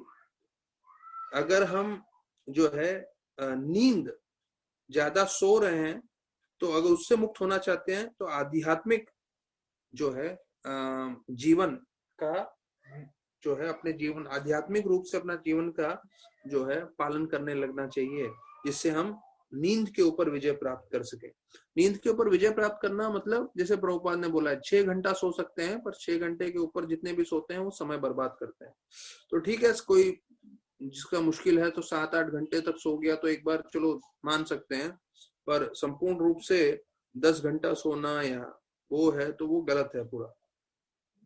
तो अगर हमें हमारी इच्छाओं पे वश प्राप्त करना है तो हमें सहनशील होना जरूरी है। हमें इच्छाओं पे, डिजायर्स पे कंट्रोल पाना है तो सहनशील होना चाहिए। अगर हम चाहते हैं हमें कोई बीमारी ना हो, ये तो बहुत सब लोग चाहेंगे, जितने भी श्रोतागण है सब चाहेंगे कि हमें कोई बीमारी ना हो, तो उसके लिए ध्यान से सुनिए, अगर हम चाहते हैं कि हमें बीमारी ना हो तो उसके लिए हमें समय पर भोजन प्राप्त करना चाहिए। रेगुलेटेड डाइट प्रॉपर लिखते हैं, समय पर भोजन प्राप्त करना चाहिए। अगर समय पर भोजन प्राप्त करेंगे तो बीमारी से बच सकते हैं। पैसा बचाना चाहते हैं, हाँ, अभी तो जो हालत चल रही है मार्केट में उसमें पैसा तो बचाना ही चाहिए, तो उसके लिए हमें गलत संग नहीं करना चाहिए, क्योंकि जैसे गलत संग में जाएंगे तो पैसा खर्चा हो जाएगा। अगर अच्छे संग में रहेंगे तो पैसा खर्चा नहीं हो। तो पैसा बचाना है तो गलत संग में नहीं जाना चाहिए। फिर हमें भूख के ऊपर वश करना है तो योगा करना चाहिए। अगर हमें सही ज्ञान प्राप्त करना है, सही सबसे उत्तम ज्ञान, तो भक्ति करनी चाहिए। अगर हम बहुत ज्यादा बात करते हैं तो हमें मौन का पालन करना चाहिए, या जो भी हम बात कर रहे हैं वो पूरी तरह से ग्रेविटी के साथ बात करना चाहिए। और अगर हमें झूठ बोलने से बचना है तो सत्य बोलना चाहिए। तो ये 10 चीजों का वर्णन किया है। क्रोध से बचना है तो क्षमा करना चाहिए, गलत इच्छाएं नहीं चाहिए तो हमें अलग तरह से प्लान नहीं बनाना चाहिए, योजना नहीं बनानी चाहिए। अगर हमें नींद से बचना है तो आध्यात्मिक जीवन पालन करना चाहिए। गलत इच्छाओं से बचना है तो सहनशील रहना चाहिए। हमें बीमारी से बचना है तो नियम पे हमें भोजन या प्रसाद प्राप्त करना चाहिए। रेगुलेटेड डाइट प्रॉपर लिखते हैं, मतलब दिन में 2 बार 3 बार उसी समय भोजन करना चाहिए, तो हम बीमार नहीं होंगे। और अगर हमें पैसा बचाना है तो गलत संग में नहीं पड़ना चाहिए। और हमें भूख पे वश करना है तो हमें योगा करना चाहिए। हमें ज्ञान प्राप्त करना है सही में तो भक्ति करनी चाहिए। अगर हम बहुत बोलते हैं तो मौन या ग्रेविटी करना चाहिए। और अगर हमको झूठ बोलने की आदत है तो उससे बचने के लिए सत्य बोलना चाहिए। तो प्रभुपाद लिखते हैं उसी श्लोक के अंत में 27वां श्लोक में 1.9.27 कि अगर कोई जप करता है जो हम लोग कर रहे हैं, अगर कोई भागवत सुनता है, अगर कोई भगवान के विग्रह की सेवा करता है और वैष्णव की सेवा करता है या धाम में रहता है, ये सब तरीके हैं inexpensive ways to please Lord. बिना खर्चे के भगवान को आप प्रसन्न कर सकते हो। देखिए हम लोग जो कर रहे हैं, सुबह को नाम जप करते हैं, भागवत श्रवण करते हैं और घर पे भगवान के विग्रह की सेवा करते हैं, तो प्रभुपाद लिखते हैं ये सब जो है बिना ज्यादा खर्चा किए। तो कैसे लोग को लगता होगा हमें खर्चा नहीं करना है, तो देखिए इसमें खर्चे की बात ही नहीं आती है, पैसा खर्चा ही नहीं करना, पर आप भगवान को प्रसन्न कर सकते हो। ये है इसकी भक्ति की शक्ति। तो हम वापस आ जाते हैं हमारे 10वें श्लोक में। तो यहाँ 10वें श्लोक में वर्णन किया गया है प्रधान के बारे में। तो प्रधान क्या है वो समझना है हमें। तो प्रधान मतलब जो प्रकृति है उसका सूक्ष्म रूप है। तो ये थोड़ा टेक्निकल है, जैसे मैंने आपको बताया है कि अब जैसे हम शरीर है, तो शरीर का सूक्ष्म क्या है, mind, intelligence and false ego. तो ये हमारा सूक्ष्म रूप है, हमारा मन, हमारी बुद्धि, अहंकार, ये शरीर का सूक्ष्म रूप है। तो वैसे प्रधान क्या है, प्रकृति का सूक्ष्म रूप है। और उसके बारे में बताया जाता है कि when the total material elements are manifested by the interaction of the three modes of intelligence, the manifestation is called prakriti।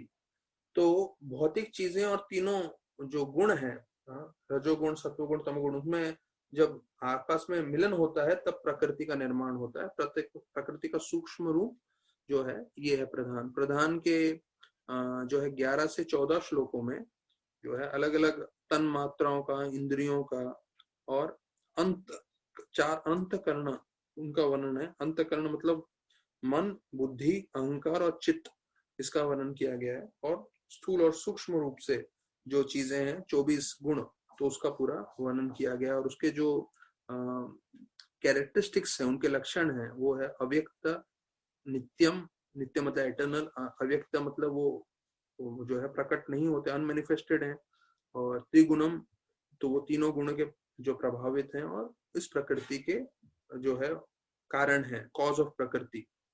ऐसे करके पूरा, ये थोड़ा टेक्निकल है तो आप जस्ट अभी सुनते रहिए। तो अभी इसमें 14वें श्लोक में बताते हैं कॉन्शियसनेस, 14 श्लोक में प्रभुपाद बोल रहे हैं consciousness polluted by material contamination is called ahankar. कि अहंकार जो फॉल्स ईगो है उसकी परिभाषा क्या है कि हमारी चेतना इस भौतिक जगत से मिल जाती है, तो उसको अहंकार का वर्णन किया जाता है। तो अभी समय का बारे में बताते हैं। तो ये 15वें श्लोक से समय का वर्णन किया गया है। तो मैं आज क्या है, काफी टेक्निकल हो रहा है, तो मैं सोच रहा हूँ इसको पे अभी हम यहीं पे विराम दें और हम थोड़ा प्रभुपाद लीलामृत पे सुनते हैं और फिर राधानाथ स्वामी महाराज का ही करते हैं। तो ये कल से हम 15 श्लोक से समय, फिर महातत्व, फिर चित्त, अहंकार, मन, बुद्धि, इंद्रियां, तन मात्रा, ये सब का कैसे उसके बारे में वर्णन करेंगे। और फिर आगे और ये जो है क्रिएशन का रहेगा। तो हो सकता है अगर ज्यादा टेक्निकल रहा तो मैं आप लोग को फास्ट में करके समझाने की पूरी कोशिश कर दूंगा। 72 श्लोक हैं इस अध्याय में, पर इसमें विश्व रूप भी आने वाला है अंत में, भगवान का विराट रूप। तो ये सब जो है कवर करेंगे हम अपने कल के प्रवचन में। तब तक मैं आपको जो है प्रभुपाद जी के बारे में जैसे कई चीजें हमने बताई। तो एक चीज हम लोग के लिए जानना जरूरी है कि हम लोग भक्ति करते करते जो है कभी कभी हमसे कोई गलती हो सकती है, हमारा पतन हो सकता है, लेकिन उससे हमें निराश होके भक्ति में पीछे नहीं हटना चाहिए। हमें भक्ति में आगे बढ़ते रहना है अगर हमारी गलती हो भी तो भागवत में श्लोक आता है भूमो स्खलित पादानाम, कि अगर हम धरती पे चलते चलते अगर गिर जाते हैं तो हम उसी धरती का सहारा लेके फिर खड़े होते हैं। तो यहाँ पे ये वर्णन आ रहा है कि हम भी भक्ति में हो सकता है हमसे गलतियां हो, लेकिन उससे हमें भक्ति छोड़ना नहीं है। तो हमें उसी भक्ति का सहारा लेके आगे बढ़ना है और ये सब हमारी जो कमियां हैं, हमारी गलतियां हैं, उससे उसे ऊपर आना है। तो ये बहुत महत्वपूर्ण चीज है जो हमें समझना है। तो यहाँ वर्णन आ रहा है कि अभय जी जो है, प्रभुपाद, अभी हम भागवतम सुन रहे हैं, प्रभुपाद ने इतने अच्छे अच्छे तात्पर्य दिए हैं, पर प्रभुपाद की खुद की जीवन का जो है वो कभी सुना नहीं है। मतलब कई लोगों ने पढ़ा हुआ है, कई लोग प्रभुपाद की थोड़ी लीला बता रहे हैं, पर इस कथा के मार्ग से हम लोग सब जो है प्रभुपाद का पूरा जीवन सुन सकते हैं। तो अभय जी हाँ 10 साल के हो गए बताया जाता है, और उस समय उनके हैरिसन रोड में, ये सोच लीजिए 1896 में पैदा हुए थे। 1896 के बाद जो है 1906, हाँ, तो आज से बोल रहे ना 120 साल पहले की बात तकरीबन, तब बताया जाता है कि पहली बार जो है इलेक्ट्रिक ट्रैम, मतलब बिजली वाला जो ट्रेन है, वो उनका कलकत्ता में आया था, और जो बिजली से चलता था। और बोलते हैं कि उस समय बहुत धनी लोग ही उस ट्रेन में जा सकते थे, सबके बस की बात नहीं थी क्योंकि वो काफी महंगा था।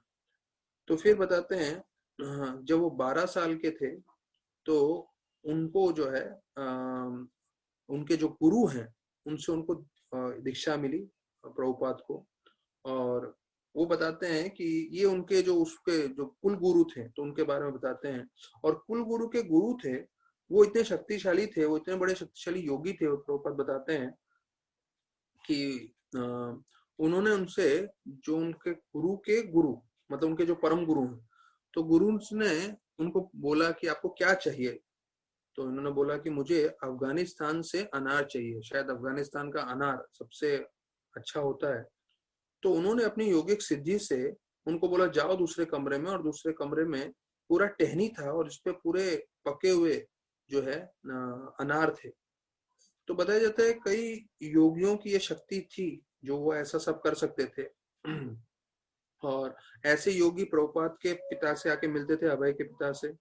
और बताया जाता है कि उन्होंने जो है उनको से स्पर्श किया, तो ऐसा वर्णन है कि उस जहां वो थे सीधा द्वारका शहर में पहुंच गए सिर्फ स्पर्श करने से। तो ऐसे ऐसी योगिक सिद्धियां भी हैं कि लोग यहाँ एक जगह से दूसरी जगह जो है पहुंच सकते हैं। ये सब योगिक सिद्धियों का फल है। तो बोलते हैं ऐसे बहुत सारे साधु थे, कई मायावादी थे, कई देवताओं को पूजा करते थे, कई गांजा पीते थे, तो कई कई सिर्फ भीख मांगते थे। ऐसे बहुत सारे साधु जो भी थे, जो गौरमोहन डे थे, वो सबको बुलाते थे, सबको भोजन कराते थे। तो बताया जाता है कि every day Abhay saw many so called sadhu as well as some who were genuine. तो गौरमोहन डे जो प्रभुपाद के पिताजी थे, उनका एक आदत था कि सभी साधुओं को बुलाओ और सबको खिलाओ। तो उसमें कई प्रामाणिक साधु भी थे। तो बोलते हैं कि कैसे एक वो लोग सर्कस में गए थे, वहां पे एक जादू करने वाले ऐसे योगी को हाथ पैर बांध दिया, बैग में डाल दिया, बैग को बांध दिया, फिर बाद में उसको बक्से में डाल दिया, बक्से में ताला मार दिया। उसके बाद भी बताया जाता है कुछ ही समय में वो अपने आप को खोल के बाहर आ गया। तो ये सब जो है ये योगिक सिद्धियों का फल है। तो प्रभुपाद बोलते हैं कि प्रभुपाद ने इन सब चीजों को महत्वपूर्णता नहीं दी, क्योंकि उसके पिताजी ने उनको सिखाया था सबसे महत्वपूर्ण चीज क्या है, वो है राधा कृष्ण की सेवा, उनकी भक्ति, और ये जो रथ यात्रा है। तो वो चीज प्रभुपाद को उनके पिताजी ने बचपन से दिमाग में डाल दिया था कि ये सब जादू टोना और ये सब चीजों में कोई ज्यादा महत्व नहीं है। तो प्रभुपाद बताते हैं, ये उसमें लीलामृत में बता रहे हैं कि हिंदू मुस्लिम उस समय जो है बहुत शांति से रहते थे कलकत्ता में।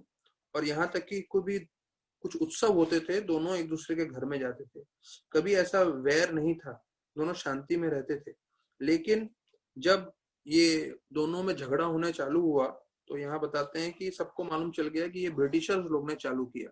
तो देखिए, जब ब्रिटिशर्स गए भारत से 1947 में, तब भी वो इंडिया पाकिस्तान करके दोनों में जो है बंटवारा करके गए, क्योंकि वो चाहते थे कि ये हमेशा झगड़ा करते रहे।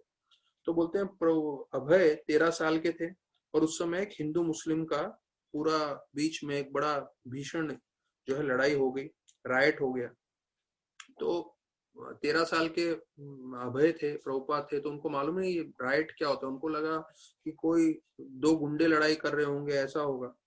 लेकिन बताया जाता है कि उन्होंने देखा कि कैसे जो है वो बाहर थे, और उनके एक मित्र ने बोला, अरे तुम यहाँ क्या कर रहे हो, तुम्हें मालूम नहीं हिंदू मुस्लिम के बीच में दंगा हो गया। तो उनको दंगा का मतलब ही नहीं मालूम था। तब उन्होंने देखा कैसे पूरे दुकान को तोड़ के सब लोग लूट रहे हैं। और मैं जो है अपने घर की ओर भागने लगा, तब एक मुसलमान व्यक्ति मेरे पीछे चाकू लेके भागने लगा। तो मैं बहुत तेज से भागा, और जब मैं घर में पहुंचा तो मेरे घर वाले को शांति मिली कि अरे ये घर पे आ गए, क्योंकि उनको भी चिंता थी अभय कहाँ है, अभय कहाँ है। और जब मैं मेरे माता पिता को मैंने देखा, तब मुझे जो है शांति मिली, क्योंकि मेरे पीछे भी चाकू लेके वो व्यक्ति भागा था। तो फिर महाराज प्रभुपाद बताते हैं कि मैं इतना घबरा गया था कि मैं सो गया कंबल में, ठंडी का समय था, और मैं सिर्फ इसलिए रुका था कि कब ये जो है दंगा वंगा सब बंद हो जाए। फिर जब 14 साल के थे, तब उनके माता का देहांत हो गया। तो उनकी माता का 46 उम्र था, और उसमें उनका देहांत हो गया। मुझे ये मालूम नहीं था कि उनका जब 14 साल के थे तभी उनकी माता का देहांत हो गया था प्रभुपाद। तो प्रभुपाद जैसे शुद्ध भक्त जिन्होंने पूरे विश्व में इतनी भक्ति की, इतना प्रचार किया, उनके जीवन में भी बहुत मुश्किलें थी। ये अभी लीलामृत पढ़ा तो मेरे को वापस से ध्यान आया ये चीज कि 14 साल की उम्र में उनकी माता का देहांत हो गया था। तो बोलते हैं सब लोग उससे विचलित हो गए थे, उनकी बहनें ज्यादा, और जो है वो लोग सब पिताजी की तरफ जुड़ गए, क्योंकि पिताजी उनको प्यार दे रहे थे। और बताया जाता है कि 16 साल की उम्र में उनको बहुत संघर्ष करना पड़ा, और उनको सारी जिम्मेदारियां उठानी पड़ी। तो फिर बोलते हैं अभय जो है अभी कॉलेज में जाने लगे, स्कॉटिश चर्च कॉलेज, एक क्रिश्चियन कॉलेज था, जहाँ पे बंगाली के जितने भी भक्तगण थे और वैष्णव थे, वो लोग सब अपने पुत्रों को वहां भेजते थे। और जो जितने भी उधर प्रोफेसर थे, वो लोग सब जो हैं बताया जाता है क्रिश्चियंस थे, और वो प्रीस्ट थे। प्रीस्ट मतलब जो चर्च होते हैं उधर के फादरी थे, स्कॉटलैंड के जो है, और वो लोग वहां पे प्रोफेसर थे, करते थे।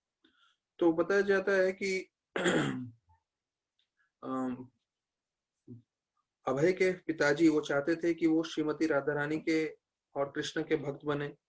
और उसी वक्त जो है गौर मोहन डे, उनकी एक और इच्छा थी कि वो ब्रह्मचारी ना बने।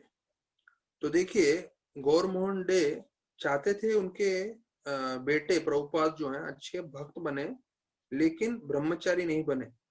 तो उसके लिए उन्होंने क्या किया, उन्होंने बोला कि इनको जो है पढ़ाई करानी चाहिए, इसलिए उनको जो है इतने अच्छे यूनिवर्सिटी में जो है स्कॉटिश चर्च में भेजा।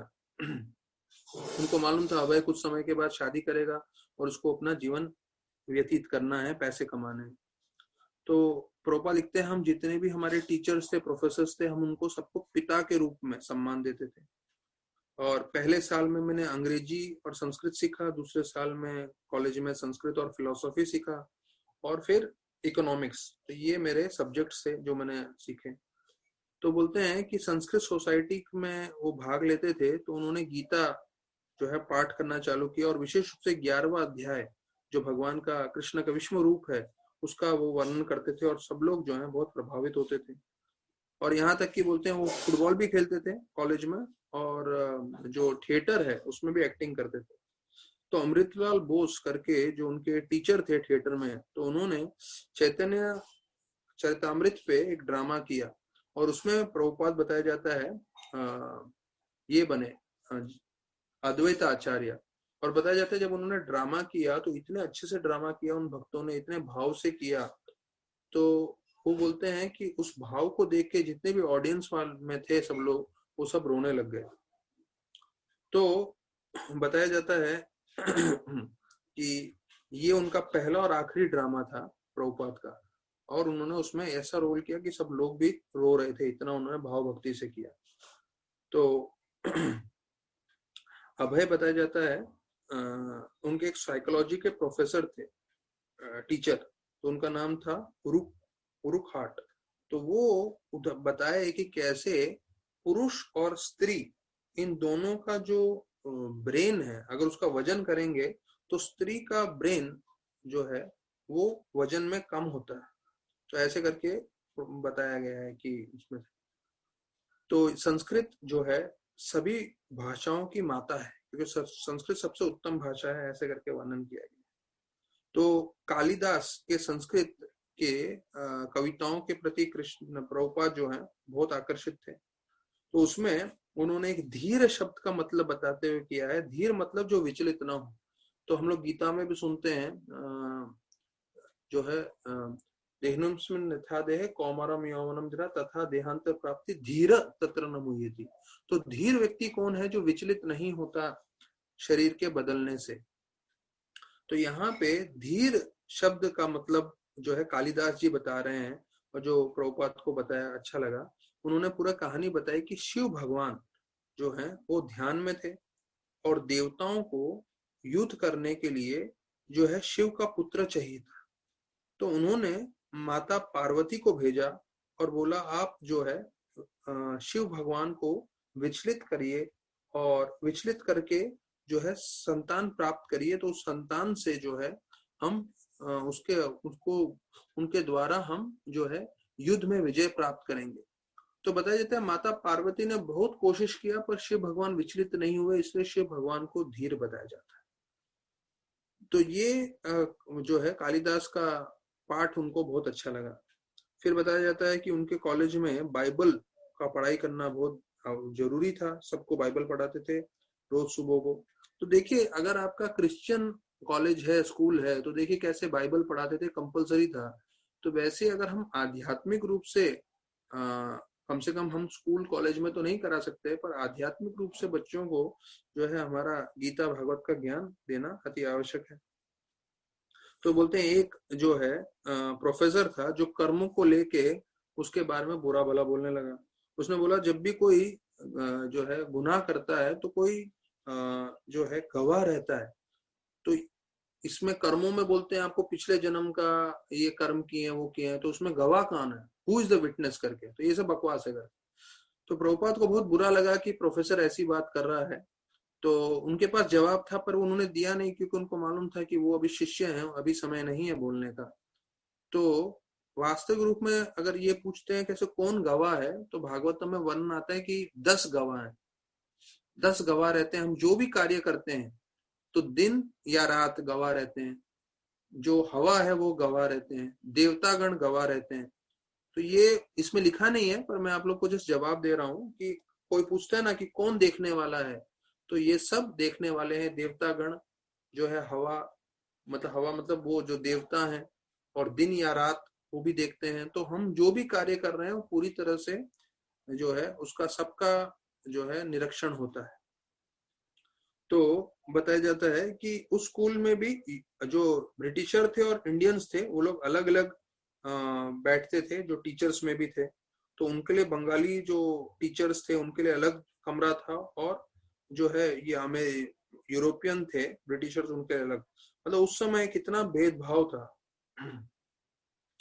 और उन्होंने किताब भी लिखी थी। और देखिए ये किताब का मतलब मैं आपको just बता दूं, क्योंकि थोड़ा थोड़ा हम हिस्ट्री में भी जा रहे हैं इसके साथ साथ। और इतिहास में बताया गया है कि कैसे इंडियंस को बताया गया है कि प्रिमिटिव थे, वो जंगली लोग थे। और ये ब्रिटिशर्स आए उसके बाद उन्होंने अपना उनको सिखाया और उनको जो है ज्ञान दिया, और उनको तरक्की कराई। ऐसे करके उन्होंने किताबों में लिखी है। पर ये बिल्कुल झूठ बात है। वास्तविक रूप ये था 1861 में जो है एक ब्रिटिश के जो है मेयर आए थे वो यहाँ इंडिया में, और उन्होंने अपने चिट्ठी में लिखा भी है, जो डॉक्यूमेंटेड है, कि उन्होंने एक भी भिखारी को देखा नहीं। 1861 की बात है। और उन्होंने बोला ये देश इतना समृद्ध है और इनका इतना ज्ञान है, अगर हम जब तक इनका जो नॉलेज है, इनका ज्ञान है, उसको तोड़ेंगे नहीं, तब तक हम इस देश पे जो है कंट्रोल नहीं कर सकते, विजय नहीं प्राप्त कर सकते। और फिर जो हमारा आध्यात्मिक ज्ञान था उसको पूरी तरह से उन्होंने नष्ट किया, और फिर अपना इंग्लिश एकेडमिक का उन्होंने जो है ब्रिटिशर्स का जो स्कूल कॉलेज में है वो सिस्टम बना दिया, जो अभी हम सब स्कूलों कॉलेज में देख रहे हैं पूरे भारतवर्ष में, जो आपको सिर्फ नौकरी करके जो है ये सिखाता है, मतलब डिग्री लेके आप जाके कहीं पे नौकरी करो पैसा कमाओ और नौकर बनो, बस वही सिखाता है शूद्र का कार्य। तो बिना आध्यात्म के ज्ञान के, तो आध्यात्मिक ज्ञान सबसे बहुत जरूरी है। तो बताया जाता है कॉलेज का जीवन इतना मुश्किल था कि बताया जाता है घंटों घंटों उसमें काम में लगते थे, कॉलेज के काम में। तो राधा गोविंद के दर्शन नहीं कर पाते थे, और राधा कृष्ण का जो विग्रह था तो उनकी सेवा भी बंद हो गई थी।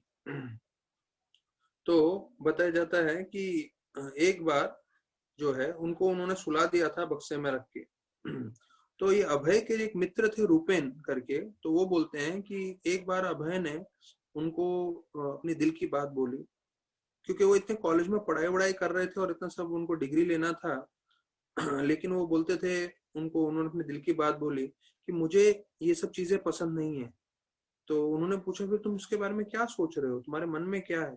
तो बोलते मैं धार्मिक कार्य के बारे में सोच रहा हूँ और भगवान की भक्ति करना और बढ़ाने के बारे में सोच रहा हूँ। तो ये जो कॉलेज में थे 16-18 साल के, तब से उनके मन में था, उनकी किसी भी चीज में रुचि नहीं थी। उनका पूरा एक ही जगह मन था, वो है आध्यात्म को आगे बढ़ाना। तो प्रभुपाद लिखते हैं, प्रभुपाद के बारे में बताते हैं कि उन्होंने वेस्टर्न फिलॉसफी और वैज्ञानिक सबके बारे में पढ़ लिया, सुन लिया, पर उनको समझ में आ गया कि ये लोग सिर्फ जो है मन गढ़ंत कहानी बना रहे हैं, भक्ति कुछ नहीं है। उनको वैष्णव के बारे में कुछ मालूम नहीं है, वैदिक शास्त्रों के बारे में कुछ मालूम नहीं है। तो उनका जीवन, वो पढ़ रहे थे सब कुछ जो है, लेकिन वो किसी से प्रभावित नहीं हुए, क्योंकि वो सबसे ज्यादा प्रभावित भक्ति से हुए थे उनके पिताजी के कारण। तो बोलते हैं कि जब वो एक रात सोए थे तो उनको रात को राधा कृष्ण सपने में आए, और उन्होंने बोला राधा कृष्ण ने, क्या आपने हमें डब्बे में डाल के रख दिया है? आप हमारी पूजा नहीं कर रहे हैं, हमारी सेवा नहीं कर रहे। तो जैसे ही उनको वो सपना आया प्रभुपाद को, तो प्रभुपाद जो है उनको बहुत बुरा लगा। उन्होंने तुरंत विग्रह को बाहर निकाला और उनकी सेवा पूरी तरह से प्रारंभ कर दी। तो देखिए 16-18 साल की उम्र में, मतलब जो है उनको सपना आ रहा था, और सपने में वो जो है राधा कृष्ण को देख रहे थे। तो प्रभुपाद अपने तात्पर्य में लिखते हैं कि भगवान आदान प्रदान करते हैं, जो बहुत ही शुद्ध भक्त होते हैं उनके साथ जो है वो बात करने लगते हैं, लेकिन बाकी लोगों से जो है सपने में आते हैं। और सपने में आना भी बहुत शुभ होता है, और भगवान सपने में आके कुछ बोलते हैं तो हमें अवश्य करना चाहिए। तो राधानाथ महाराज बताते हैं वो कैलाश बाबा के साथ थे, और उनको लगा कि भाई उनको अभी एकांत चाहिए, तो इसलिए वो जो है एकांत के लिए उनको बोले कि ठीक है अभी मैं जो है आप अलग जाइए, मैं अलग जाता हूँ। और महाराज बोलते हैं कि ये साधु का असली जीवन है, और कि वो एक दूसरे साधु से मिलता है, और लेकिन फिर वो बिछड़ जाते हैं, लेकिन उनको हमेशा मन ही मन में याद रखते हैं, क्योंकि उनका घर तो रहता नहीं, कहीं उनका ठिकाना नहीं रहता है, और किसी तरह से वो मिल नहीं सकते, एक बार साधु को छोड़ देते थे। तो अभी यहाँ पे महाराज अपने घर पे चिट्ठी लिख रहे हैं, तो बोलते हैं गरीबी में रहना ठीक है, लेकिन अपनी आत्मा को नहीं बेचना चाहिए सोने के महल में रहने के लिए। तो महाराज बता रहे हैं कि ये तो पूरी दुनिया जो है नाम के लिए, जो है पैसे के लिए भाग रही है, लेकिन वास्तविक रूप में कोई आनंदित नहीं है, और असली जीवन वो क्या है वो समझना चाहिए। तो मुझे बहुत महत्वपूर्ण ज्ञान प्राप्त हो रहा है भारत में, और मैं बहुत ही विद्वान लोगों के साथ मिल रहा हूँ, और उनसे मैं जो है ज्ञान प्राप्त कर रहा हूँ। लेकिन मेरा ये पढ़ाई और चलता रहेगा, और काफी समय और लगने वाला है। अभी तो मैंने सिर्फ पढ़ाई की शुरुआत की है। तो मुझे मालूम है कि आप लोगों को लग रहा हो कि बहुत स्वार्थी हूँ, और मैं अपने स्वार्थ के लिए यहाँ रुक रहा हूँ, पर मुझे वास्तविक रूप में भगवान के बारे में जानना है। तो मुझ जैसे व्यक्ति को थोड़ा और समय लगेगा, और मैं आपसे यही प्रार्थना करता हूँ कि आप मुझे जो है थोड़ा और समय दें, जिससे मैं भारत में रह के ज्ञान प्राप्त कर सकूं। तो महाराज बोलते हैं कि जो मेरे हृदय में भगवान को जानने की जो इच्छा थी, तो वो जब मैं छोटा लड़का था, बच्चा था, तो एक छोटे से चिंगारी के समान थी। फिर वो अग्नि के सामने अग्नि के रूप में थोड़ी भड़की, और वो जैसे जैसे बढ़ती गई, जैसे मैं जो है क्रीट के जेल पे रुका और वहां पे मैंने प्रार्थना की, तब मैंने सुनाई दिया कि भाई मुझे भारत जाना चाहिए। और मैं यहाँ पे जब इन हिमालय में साधुओं के साथ घूम रहा हूँ तो वही अग्नि जो है पूरी तरह से ज्वाला बन के मेरे हृदय में दहक रही है और मुझे पूरी तरह से भगवान को जानने की इच्छा तीव्र हो गई है। तो महाराज बोलते हैं अभी मैं 20 साल का हो गया हूँ और जो मैंने तपस्या की तो उससे मेरा पूरा शरीर जो है काफी, मेरे कितना वजन कम हो गया है। महाराज बोलते हैं मैंने जो कपड़े पहने थे वो एक ही मैं धो धो के पहनता था तो वो पीले जैसे हो गए थे। मेरा पूरा चमड़ी जो है कड़क हो गया था, मेरे होंठ फट गए थे, मेरे बाल जो है पूरे वो बोलते ना घुंघरालू हो गए थे, और एक रबर का चप्पल था मेरे पैर में और मेरे पैर में भी पूरे हील्स पे क्रैक हो गए थे। तो मैं इतना सब तपस्या कर रहा था और मैंने अपने शरीर पे कभी ध्यान नहीं दिया। क्यों? क्योंकि मैं भगवान को जानना चाहता था। तो ये एक बिना घर का साधु कैसे होता है उस वैसा मैं जीवन व्यतीत कर रहा था और मुझे ये जीवन बहुत अच्छा लग रहा था क्योंकि मैं इतने प्रामाणिक महत्वपूर्ण साधुओं से मिल रहा था और आध्यात्मिक ज्ञान प्राप्त कर रहा था। आई एवर फाइंड, तो महाराज बोलते हैं कि मुझे लग रहा था क्या मैं वास्तविक रूप में अपने गुरु को प्राप्त कर पाऊंगा क्या, जिसके लिए मैं ढूंढते हुए निकल रहा हूँ। और जो मेरे प्रामाणिक इतने सारे गुरुओं को मिल रहा हूँ तो मेरे प्रामाणिक गुरु कभी मुझे मिलेंगे क्या, तो मेरे मन में ये विचार आ रहा था। तो बोलते हैं एक बार देवप्रयाग में एक साधु आए और उन्होंने सारे डॉक्टरों को बुलाया और बोला आप लोग सब शाम को आइए और मैं अपनी यौगिक सिद्धि आपको बताऊंगा। और जिस तरह से वो आवाज कर रहे थे, बोल के उनके आवाज में गर्जन था और वो बोलने लगे कि आप लोगों को विज्ञान पे बहुत विश्वास है ना, तो आप आज मैं आप लोग के विज्ञान का पूरा खंडन करने वाला हूँ, साइंस का। तो वो बोल रहे थे कि भगवान ने मुझे बाहर भेजा है जंगल से सिर्फ आप लोग का अहंकार नष्ट करने के लिए। और वो बोले मैं कैसे करूंगा? तो बोलते मैं अपनी यौगिक सिद्धियों से मैं जो है अपने सिद्धियों से मैं मर जाऊंगा। तो मैं चाहूंगा कि जितने भी मेडिकल डॉक्टर हैं वो लोग सब अपना इंस्ट्रूमेंट लाके चेक करें और 30 मिनट के बाद मैं अपने मृत शरीर में से वापस से जागृत अवस्था में आ जाऊंगा। तो बोलते हैं कि वो पीठ सीधा करके जो है कमल के रूप में बैठ गए और बताया जाता है कम से कम 20 बार जोर से सांस लिए और फिर एकदम अंदर सांस भरते हुए उन्होंने सांस लेना बंद कर दिया। तो एक एक डॉक्टर जो है स्टेथोस्कोप लेके गए और उसके छाती पे लगाए और देखा ना सांस था ना नब्ज चल रहे थे, सब कुछ बंद हो गए थे। तो सब लोग बोलने लगे कि हाँ ये वास्तविक रूप में मर गए हैं। तो महाराज बोलते हैं कि मैंने भी स्केप्टिकल लिया और मैंने भी उसका हार्ट बीट चेक किया पर उसमें कोई श्वास नहीं ले रहे थे करके। तो देखिए महाराज भी जो है वो खुद मतलब डॉक्टर नहीं है पर महाराज खुद बोल रहे हैं मैं खुद इतना उत्साहित था कि मैं भी वो स्टेथोस्कोप देख के उससे चेक कर रहा था कि वो सांस ले रहे हैं क्या। तो यहाँ पे बताया जाता है 30 मिनट तक जो योगी था उसने बिल्कुल सांस रोक के रखा और 30 मिनट होते ही उसने फिर से जो है सांस छोड़ा, आंख खोले और जंगल में चला गया। उसने किसी से कुछ नहीं मांगा लेकिन वो सिर्फ दिखाना चाहता था इन डॉक्टरों को कि योगिक सिद्धि में कितनी शक्ति है। तो ऐसे महाराज पूरे अलग अलग योगियों को देख रहे थे और उनसे जो है संग कर रहे थे। फिर एक आनंदमयी माँ करके है, तो बताया जाता है ये विशेष रूप से इंदिरा गांधी के गुरु थी। तो उससे मिलने के लिए महाराज देहरादून तक गए बस में और बताया जाता है कि वो बहुत ही उनमें भी आध्यात्मिक ज्ञान था। तो वो बता रही थी, उनके एक प्रवचन में बैठे थे तो बोल रहे थे कि सिर्फ भगवान का नाम जप करने से आपके जीवन में सब कल्याण होता है और प्रेम मतलब आपको क्षमा करना चाहिए। प्रेम की परिभाषा है ये आनंदमयी माता जी बताती हैं कि हमें हर जीव को क्षमा करना चाहिए। तो हर मुश्किल का कारण आता है, मुश्किलों का, तकलीफों का।